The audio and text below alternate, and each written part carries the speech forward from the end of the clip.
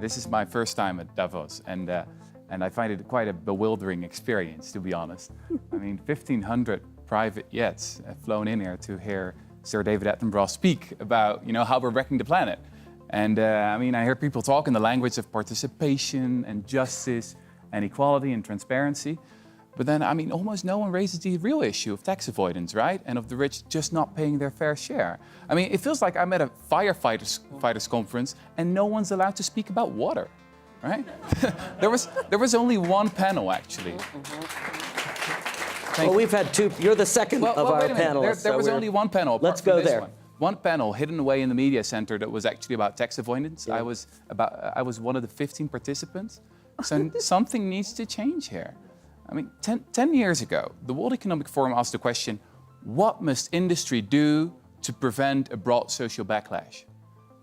The answer is very simple.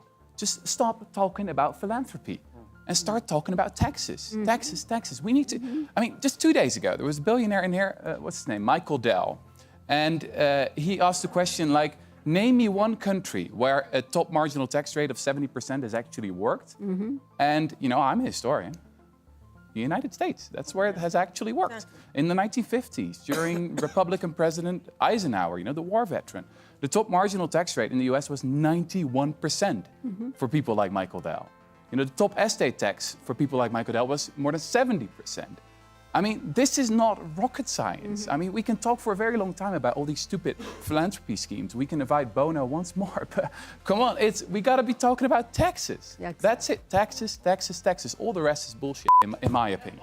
We have a tax system that leaks so much that allows $170 billion of money every year to be taken to tax havens and to be denied the developing countries that need that money most. So we have to look at the business model and we have to look at the role of governments to tax and plow back money into people's lives. I have to say, honestly, this is a very one-sided panel. The U.S. basically has the lowest unemployment rate ever, the lowest black unemployment rate ever, the lowest youth unemployment ever.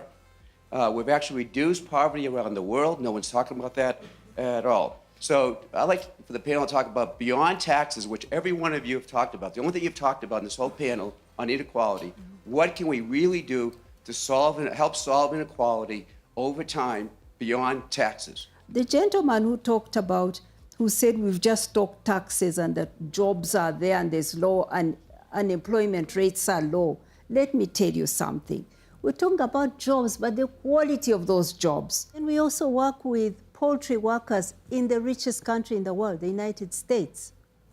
Poultry workers. These are women who are cutting the chickens and packing them, and we buy them in the supermarkets.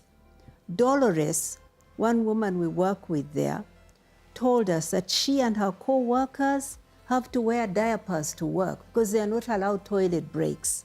This is in the richest country in the world. That's not a dignified job. Those are the jobs we are being told about, that globalization is bringing jobs. The quality of the jobs matter. It matters. These are not jobs of dignity. In many countries, workers no longer have a voice. They are not allowed to unionize. They are not allowed to negotiate for salaries. So we're talking about jobs, but jobs that bring dignity.